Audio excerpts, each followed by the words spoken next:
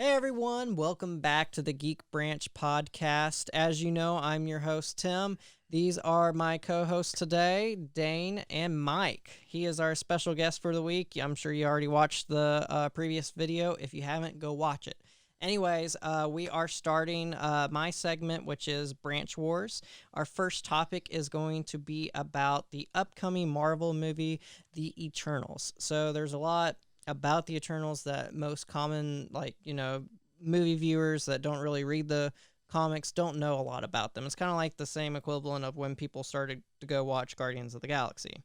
So I'm just going to give a brief plot synopsis, and then we're just going to go from there.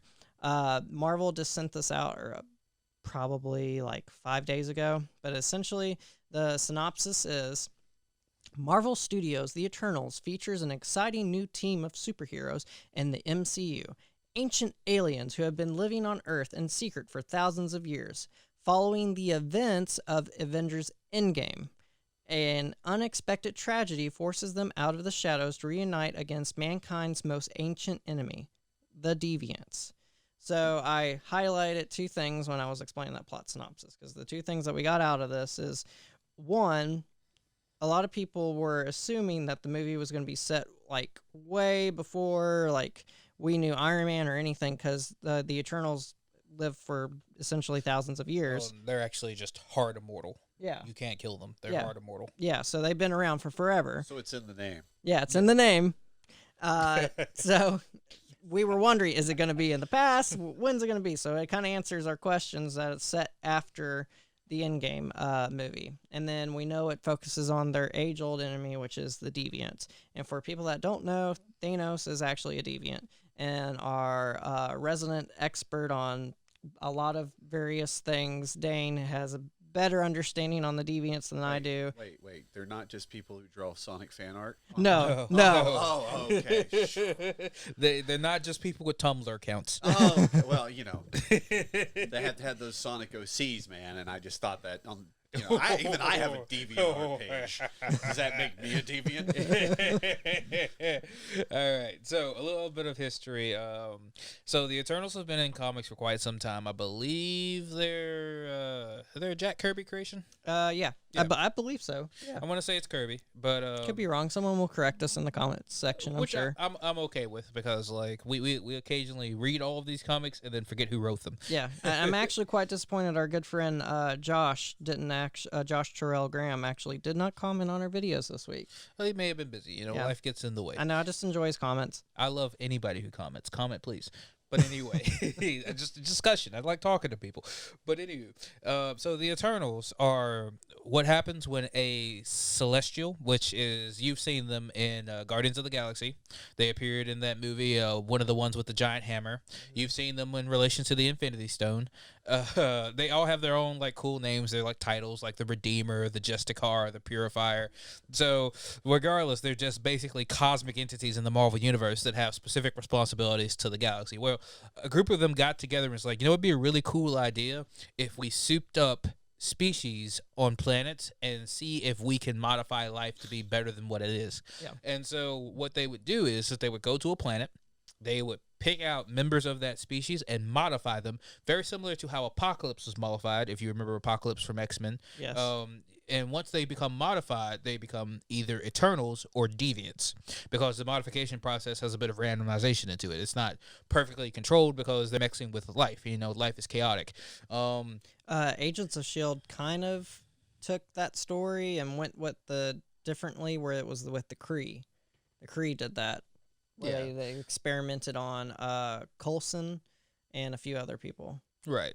And so what you get is that the Eternals from Earth, human Eternals, are basically gods to Earthlings. So they got a lot of the famous Greek or different mythology names. Roman, and other mythologies as their actual name. So you'll meet most likely Icarus. Yes, he's in it. Most likely Circe. She's in it. Right. Hercules is not actually an Eternal. Yeah, but he's going to actually be in the movie. Which, people are going to get that confused. Hercules is not an Eternal. I know it seems like that would be exactly where he belongs. Hercules is actually a character in the Marvel Universe. Right. He's actually pretty fun, too. Right. Yes, and he's friends with a lot of Eternals. but Yeah. he is not an Eternal himself. And so one of the things that they get is that they become beings of pure energy that can take a solid form. If you were to destroy one, it reforms, which means they're hard immortal. They come back like the Phoenix, basically.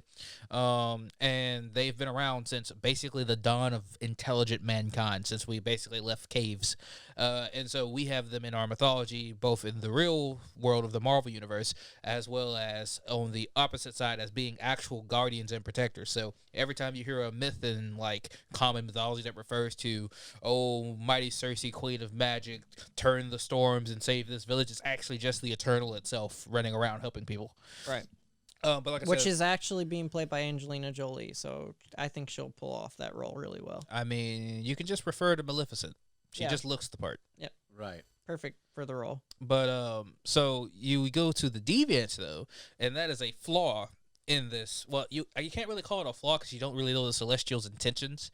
But nevertheless, Deviants, rather than looking like souped up perfect versions of the race they've been modified from, are butt ugly. Yeah, like so like Thanos, who look like Grimace from McDonald's. right. They look absolutely horrible, and they also tend to have horrible mental disorders. They tend to be psychotic. They tend to be sadist. They're just like literally built evil. And it's a mix of their genetics as well as a mix of what has been done to them. And they have all the same rules and effects as the Eternals. So they're super powerful, basically like deities, and they are nigh unkillable. Is there a particular deviant that, aside from obviously Thanos, that's really popular? Honestly, not very many of them are strongly named characters because their race as a whole is kind of a recurring villain, kind of like the Brood. You know what I'm saying? You don't really pick out one member of the Brood. Let me make a quick correction. It's actually not Angelina Jolie that's playing Circe. I got her role mixed up with Gemma Chan. My apologies. Go ahead. But yeah, so they're kind of just a blob more times than not. They don't tend to get very specific characters. Thanos is particularly special. Yes. Because he's a super deviant at that. By the way, Tim, it's too late. You've already been butchered in the comments. Yes. Yeah. They've already had You've like already died. 10 angry comments at me. So it's a little bit hard to understand. Your opinion matters no more.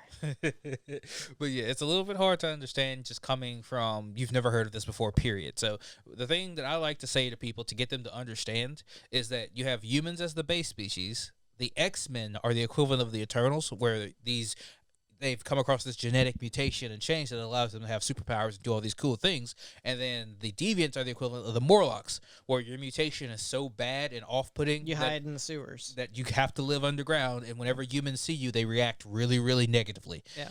So If you watch the old X-Men animated series, they actually touch on their story at least once or twice. but they're all basically the same species, just one has the positive sides of the mutations and the other one has the negative sides. So you can consider them to be the same thing. Fun fact is the name of the Morlocks the same name of the race from the time machine that was underground? Yes, H.G. Wells, the time Yeah, machine. Yep, yeah. it's the same one. Yeah. Okay, cool. It's directly a reference to that. It's Oh, yeah, actually an perfect. H.G. Wells reference. Good job catching that. Most people don't, actually.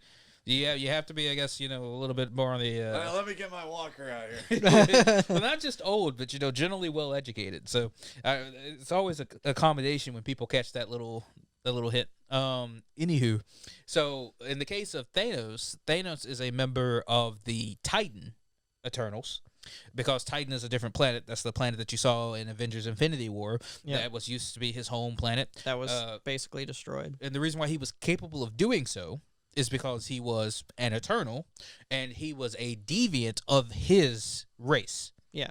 So because of that, he's insanely powerful, nigh indestructible. You saw all the damage Tony had to put out just to get one scratch out of him. Mm-hmm. And when he decided that his world wasn't really worth saving, or he tries to perfect his balance, and he fails the first time around. That's the reason why Titan becomes a wasteland, because he gets into a fight with the Eternals of Titan, protecting the planet like the Avengers did for Earth against him, and it wrecks the entire planet, turns it into the wasteland that you saw. Whoopsie. It'd be cool if they actually show that in this movie. Yeah, so a lot of people think that because Thanos is an Eternal, that he should have had some type of conflict with Earth Eternals, but it actually rarely comes up because Earth's Eternal is a different race than Thanos. They're Earthlings. Right. Thanos is a Titan. The connection usually is with his brother, right? Star Fox. Yes. Or Yes, they're Eros. actually there's a guy that is called Star Fox in the Marvel Universe, Well, yeah, his name is actually Eros. but his code name is Star. His superhero name is Star Fox. Now, we don't mention him for obvious reasons. Eros is an Eternal. His power that he developed, so you get unique individual powers, is... Yeah, Sorry. barrel. Yep, that's his ability right there. Oh, well, trust me, he needs that ability because he needs to dodge lawsuits left and right. His power is attraction. His name is Eros, the Greek god of love. So he is functionally, as written back in the 80s, a perpetrator of several capital offenses by overriding certain people's free will. And there's even an entire comic run where Jennifer Walters, She-Hulk, the lawyer, has to defend him in court against allegations. Because he can't help it. Well, he can totally help it. But Just chooses not to. he chooses not to. So no one mentions Thanos' brother. We just leave that there. Eros goes into a closet. Yeah, Thanos just pretends like his brother doesn't exist. Oh, and Eros doesn't own up to it either. Eros pretends to be an Earth Eternal rather than a Titan Eternal. And doesn't for Thanos obvious have a reasons. son that's Thane.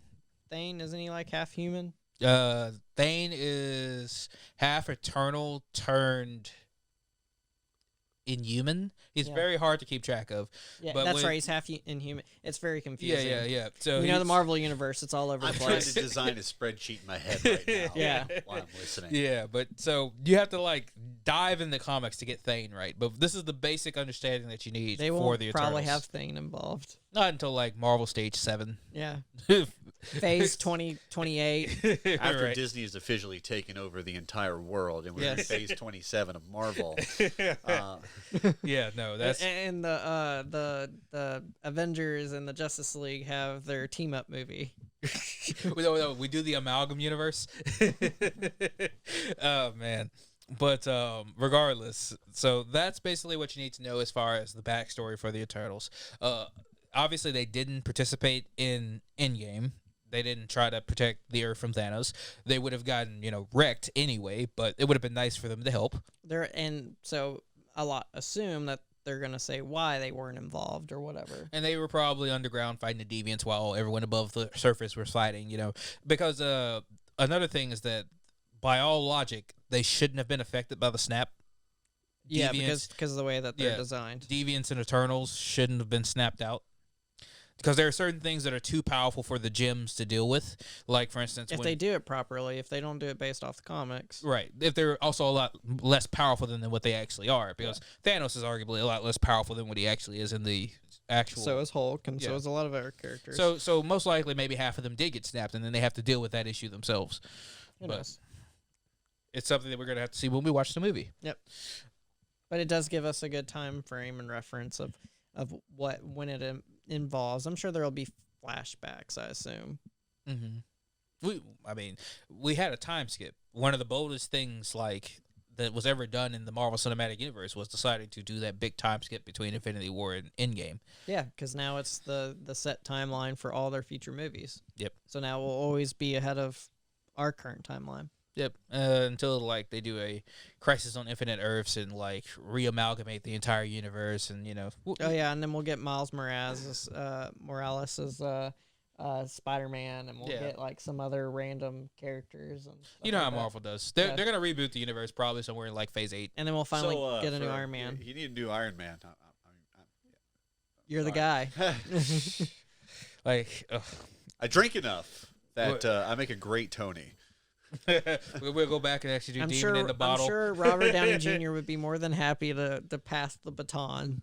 He said he's pretty well just he's done with the character. He's like, I've done this for 12 years. Shh, you can keep going. I He need wants him. He wants him to show up again. I If need he him. shows up, I say he shouldn't show up until some special event like Secret Wars or something. It's fine if Iron Man himself doesn't, but He wants an AI of him or something. It's, I'm willing to accept a lot of things. Iron Man's my favorite Marvel hero, so I don't want him to go. Yeah, I just don't. he has a big issue with him being gone. From Which the, later on in this podcast, you're gonna catch that too, because one of my podcast segments is gonna be on Iron Man. Yes. But continuing on, So definitely, I don't want him to go either. Yeah, I know. Proceed. he was pretty much, the center of the MCU. So He there's a lot of people. started it, man. He started it 2008. Joe Rogan was trying to convince him. He did an interview with Joe Rogan on his podcast, trying to convince him to come back. And he was like, well, never say never, no amount, certain amount of money. Eventually, I would probably say yes. Oh, he's going to Samuel L. Jackson it. I see how it is. I mean, can you blame him? I mean, he's made so much money off of Marvel. It's ridiculous. Speaking of money, the cast on this movie that they're doing, like, Jesus, like, because they know it's a movie that doesn't have, like, very many known characters. They have a lot of big name. Yeah, a lot of big name people. So you got Richard Madden playing as Icarus. If you don't know who he is, he's from Game of Thrones. You got Gemma Chan. She was actually a character in Captain Marvel. This is like a first for like MCU where they have someone play a different character. She's also in that Crazy Rich Asians movie. I'm sure you have. I was fixing to say, I'm well aware of a certain captain who was also flaming at one point. He's not like official. yeah, I got you. Yeah. Mm-hmm. So that's one of those ones that doesn't count. Okay, and then you got I can't say his name ever, but he's a famous Indian comedian / actor, Kamali Najani.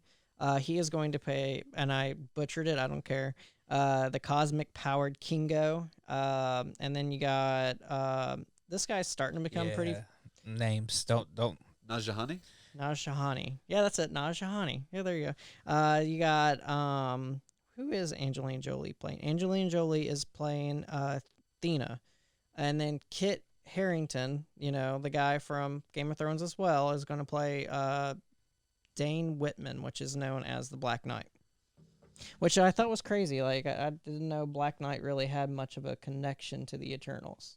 Well, it depends on which Black Knight you're talking about. There's 4 of them, so. Well, whichever Black Knight. He's Dane Whitman. I don't know. I'm not a big Black Knight person. It's a pretty uncreative name. I'm sure a few superheroes kind of got the same one. And, who's going to keep up with, getting a copyright on that? No, I know, right? Or like when they called Shazam Mr. Marvel. Oh, yeah. Oh, yeah. We had Mr. Marvel, Captain Marvel, Miss Marvel. Yeah. So that It's a didn't help Marvel. any. It really is. How many Marvels there are. Makes you wonder how many marbles they had.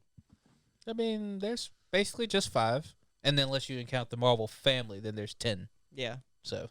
They're speaking of that, they're starting production of that second Shazam movie. Not that you care. He did not like the Shazam movie. Well, I don't like comedy to begin with, but lightning from my hands was really freaking just that sold me. That made that entire movie. I don't care what the rest of it was. Okay, so you actually like the movie? I don't know. That part was so enjoyable that I forgot the rest of the movie. see, what I saw was Chuck. And I was like, so is this just going to be Chuck with lightning? Yes. Yes, it was. It's exactly what it was. And then him pumping the atmosphere full of so much lightning that it derailed the train was just like, all right, well, this made the movie for me. I'm good. Well, if he has another scene like that, then Dane will be okay with doing it again. Right. If not, Billy Batson is just not my guy. I'm sorry. I'm not a Captain Marvel from that universe. I'm not a big Captain Marvel guy. He's Shazam now. I'm not a Shazam guy. Yeah, you don't want Marvel to come and like beat me over the head. They're like, did you say Marvel? And it's not about Marvel? How dare you? Mm-hmm. It's not like they ain't stole characters from each other before. I mean, that's essentially what they did all the time. Deadpool, Deathstroke. I'm just listening for a door knock. All right, we're good. Yeah, I don't hear any sort of wiretapping or anything like that. I think we're safe. The Marvel helicopter isn't hovering above your house with a sniper ready to take me out. I see you, copyright. But there wasn't a lot to talk about with this topic. We just kind of wanted to briefly go over the synopsis so that way people know that, hey, this movie's actually set after Endgame, and this is going to be a huge movie, even for Marvel standards, because of it's going to go more into the cosmic side of the universe, which they've touched on a bit with Guardians and with Endgame, but this is really like full-blown, like you're going to get all cosmic information there now. It opens up 2 big windows. Yeah. So it's probably going to be like the second biggest opener as far as universe expansion. Yeah. The first one, of course, being Multiverse of Madness. Yeah, Doctor Strange should basically fill in that half of the Marvel universe. The Eternals get to fill in a ton of stuff because they actually get along with the Asgardians, so you can dive back in with Thor there. They are, of course, cosmic entities, so you can do all types of stuff with the Celestials there. You can understand how the galaxy works. They are present basically across almost every race that existed during that time frame where the Celestials were doing this, so you can see them interacting with, like, You can see Ego again. Ego was a Celestial, because people forget about that. Right. By the way, since Ego was a one of, he was a one of that became. So it's just one of the strangest things that you get to do. But you can go and look at other species like the Kree, which they sort of kind of have their own version of Eternals, but they're not. Super Skrull. Yeah, Oh, you can. yeah. You can get the Skrulls. You can get the Shi'ar. You can get like a ton. And when you get the Shi'ar, you can also hint towards the X-Men, because the X-Men and the Shi'ar are basically buddy since Professor X went in there and fell in love with their queen. There's like tons of stuff the Eternals could open up. Was that actually in Dark Phoenix? Did they actually talk? Were any of those characters actually in that movie? Any of the Shi'ar characters? Because they were talking like it was gonna be. No, I don't remember. He watched the movie. I didn't. I refused to. I mean, just because the X-Men franchise is the longest running comic book franchise. If it's He going wanted to give end, it a chance. Yeah. if it's going to end, you're going to be there. I love X-Men to death. Hugh Jackman carried Wolverine for more than a decade. Yeah, that was my last X-Men movie. The man is just amazing. But regardless, what I'm saying specifically with the if they bring in like other aliens like the Shi'ar, then the Shi'ar have a strong direct connection to the X-Men, and that's another way of getting the X-Men into the Marvel Universe. Yeah, one of the many ways that they're trying to make to where it makes sense that X-Men all of a sudden show up in the MCU, because the way the MCU is designed right now, it would make zero sense that all of a sudden there's a whole bunch of mutants. And isn't there a rumor of them actually re-getting Hugh Jackman again? They're trying to bring him back one more time. And I'm like, just like Iron Man, I'm just like, please. Just say, I'm saying save them for Secret Wars. Baby, come back. It would be. You could take all my money. It would be great. I'd pay it, yes. And would also be great if they did the whole so there was a comic book a couple of years back that kind of does like this storyline with Deadpool during Secret Wars, and you find out that Deadpool Secret Wars. Yeah, Deadpool Secret Wars. You find out that Deadpool was actually the first person to make contact with Venom before Spider-Man ever does, and so that's why Venom's like insane at first when he first makes contact with Spider-Man. Deadpool is responsible for Venom's initial mental instability. The thing that basically kind of made Venom into a villain is because when you remember the original Battle World, I don't know if you ever sat back and read that old comic, but when they're on Battle World, the Venom symbiote is a part of the world that had just been taken there, because Battle World is a construction from different things like amalgamated together to make Battle World. Well, Deadpool's running around because he got brought in because of Battle World, and he discovers either an alien ship or a alien facility that has the Clintar, which is Venom's race, in it. And Deadpool, being a retard, of course, gets it on him, and he's running around with the symbiote on him. And it's from Deadpool that it hops off of him because Deadpool's nuts and it doesn't want to be there, and hops on to Spider-Man. Right. And Spider-Man brings it back from Battle World, and that's where you get Black Suit Spider-Man from. Right. Yeah, so that would be a totally cool moment. Yeah. There's a lot that they could do with Secret Wars. Oh, yeah, tons of stuff. I look forward to that. That's another great reason for Venom to appear in the MCU. Yeah, he desperately wants. I really enjoyed that movie. I did. He still hasn't seen it. I am bullheaded. I'm going to go finally watch it. Hey, don't feel bad. There's several movies in the Marvel Cinematic Universe that I haven't seen, and I need to, and I just haven't done it. Well, there's a few that I didn't really want to see that I saw that I wasn't crazy about, like Captain Marvel, so I understand. There are some that I have not seen at all, like Venom and the second iteration of Fantastic Four, and neither one of them are in the MCU, so I wasn't worried. But now Venom's going to apparently be part of the MCU, so now I got to watch it again. And it's Tom Hardy, man. And Dane keeps pestering me about it. It's a good movie. I don't care what you say. Yeah, it's just like he kept pestering me to get a certain game, and I finally got it. And it's a good game. He kept pestering me about Hellblade. Oh, okay. Yeah. See the sacrifice. Yeah, so I got it during Steam sale. Got that. So now I gotta watch the Venom movie. I'm actually looking forward to its sequel, mainly because of who's directing it. Andy Serkis, the guy who's done Gollum for Lord of the Rings and Caesar for all the Planet of the Apes movies, he's directing it. Oh wow. Yeah, so Yeah, the king of like king of CGI. Yep. Yeah, so perfect guy for a Oh, movie yeah, that's like definitely. focused all on CGI. So who better? So I'm really excited to see what Well, he the guy does who- with that. I'm bad with names, but the guy who played Venom did a really good Yeah, job. Tom. Well, you mean Venom's voice actor or No, Tom no. Hardy? Well, Tom Tom Hardy Hardy, did that's the it. voice of Yeah, Venom. yeah. Or I mean, the physical actor, the guy. yeah, Tom Hardy. He did Yeah. both. Yeah, so he, as himself, was really, really good at like basically putting himself in the scenes properly with even with the CG. Just how he played everything off. Yeah, was no, really nice. especially when he's first getting used to it, when he thinks he's sick, and he's in the apartment, and he's just like, "Oh, I didn't mean to do that, dude." It's so good, it's so good. You need to just watch the movie, Tim. All right, I will Yeah, sit no, down and I'm watch not it. gonna say anything else. I was trying not to spoil it. I'm just saying I really Yeah. enjoy his acting. All right. I've seen a good bit of clips and stuff. Oh, okay. So I get the premise of the movie. He just wants to make sure I watch the whole thing, which is Yeah. all right. Anyway, so we got a little off topic, but it was about Marvel. So really, we were on topic the whole time. But I think this is a good stopping point. Thank you guys for watching. Thank you for listening. Please comment. Please subscribe. Most of all, thank you for letting us get to the root of our geek culture with you.